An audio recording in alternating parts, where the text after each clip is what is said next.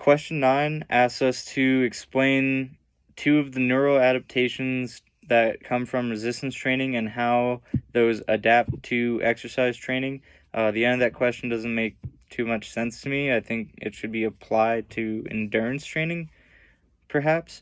So I'm going to answer it that way. But one of the neural adaptations to resistance training that can come from it, at least, is that from resistance training, our bodies can improve upon their ability to recruit motor units.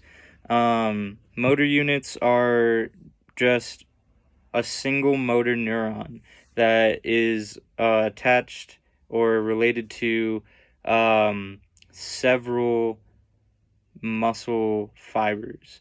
And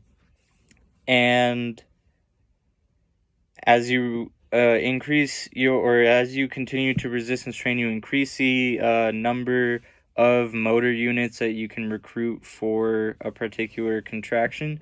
The way that our bodies recruit these motor units is from smallest to largest, and the smallest motor units are usually related to mostly type 1 muscle fibers, which are the smallest of the 2.5 types of muscle fibers. And if answering the question of how does this adapt to endurance training, if you're recruiting, or if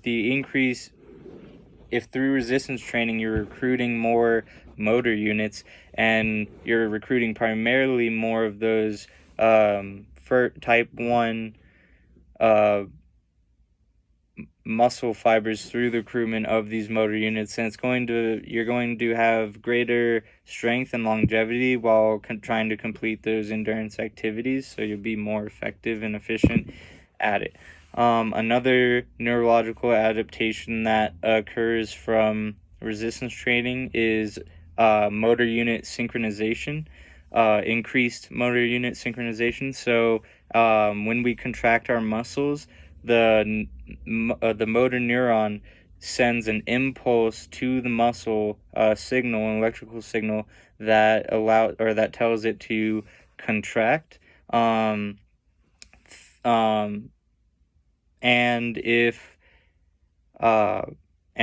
it's sending that message to multiple neurons sometimes, or multiple muscle fibers to contract, sometimes the second message can be delayed quite a bit, allowing for the two muscle fibers to contract slightly off time.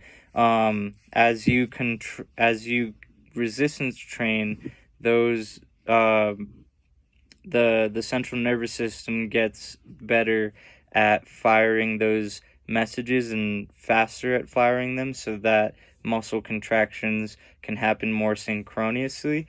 And similar to the last point, that also increases power in the muscle that is being contracted, because it's recruiting more muscle fibers to contract.